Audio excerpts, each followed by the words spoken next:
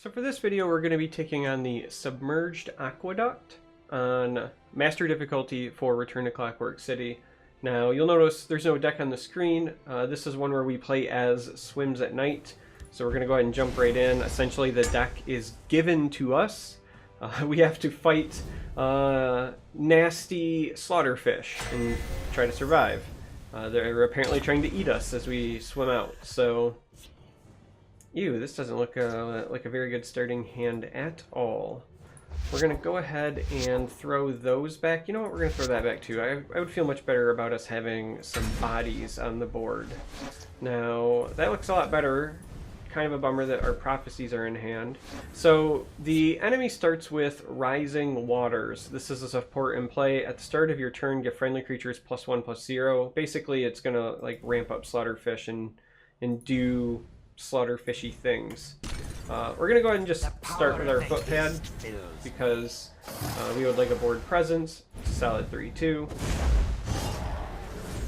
And because this isn't our deck, we kind of have to play with the cards that come up, and in many ways I try to play this like it's a mid-range encounter.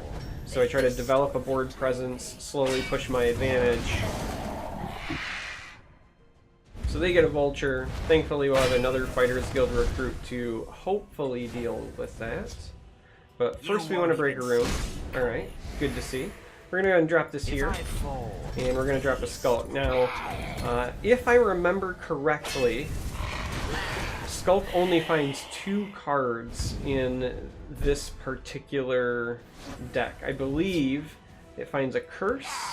And I think the other one is Move in Shadows. So there's curse number 1. Let's go ahead and break this room. And then we're just going to develop these 2 over here. They will get this drain off. There's not much we can do about it, but we can at least put these over here to potentially trade. Ideally, we'd like to trade with our Skulk, because, well, maybe not now. Alright, still the Skulk. I was going to say, ideally we want to trade with this one, because this one's going to find the only other card that we have.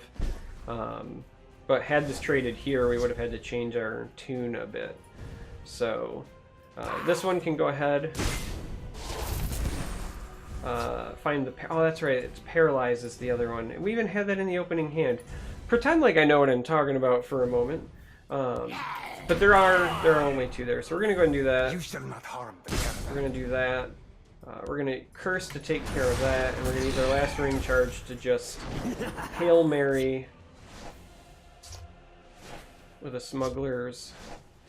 Alright, that's actually a pretty good set of 0-cost cards, all things considered. This can provide us with some additional utility. This is great removal. This can potentially set up value trades. This one's a speed bump, but it's free. I mean, really, when you think about the quality of stuff you could get from this, that's pretty solid, so... Before we move on, I would like to see if we can get something with our lockpick that's not a lockpick, and we cannot. Alright, so here comes the Skulk. Ah, there's the Move in Shadows. Okay, so completely wrong on my part. Apparently, Move in Shadows is in the deck. I thought I remembered it. Perhaps I'd already had the Paralyze in my hand the first time I played through and I just forgot that was there. Either way. What we're probably going to do here is just go ahead and develop a 5/3.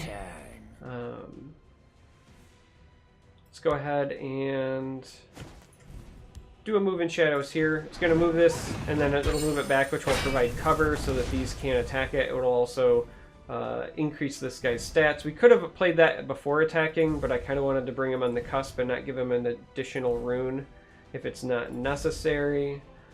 And let's go ahead and paralyze this to just kind of speed bump some damage. Let's also play the Spider to speed bump this so that we net only take 1 damage and we continue winning this race.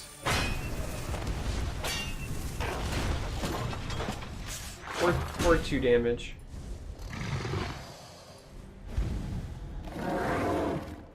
All friendly creatures. In case it's not evident, apparently it's been a bit since I did this encounter, but I swear I've done it before. Would I lie to you? A lot of different things that we could do here. They've developed a pretty sizable board. We can take them as low as 5 at the moment, but 5 doesn't feel good enough. What have we here? So let's go ahead and draw. Alright. That would take them as low as 2, potentially. It's mostly a matter of trades at this point. Alright, let's go ahead and drive this home. Let's go ahead and drive this home.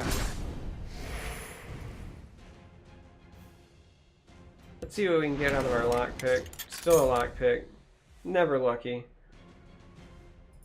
So because everything gets buffed, they can certainly threaten lethal here. So we really need to do something about their board state. So what we're going to do is we're going to go ahead and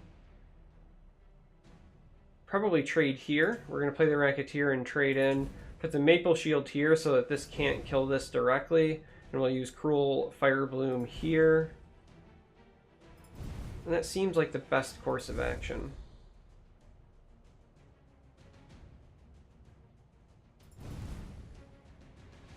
Let's actually start with the Cruel Fire Bloom, because depending on what it takes out. Alright, so nothing else really changes about the plan. We're going to hide this in the Shadow Lane.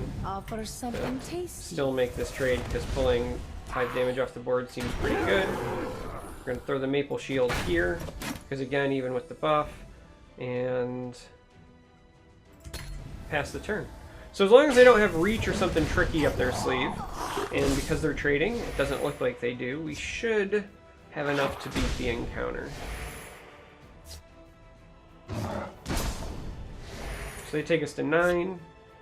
They have 8 Magicka. Probably not enough.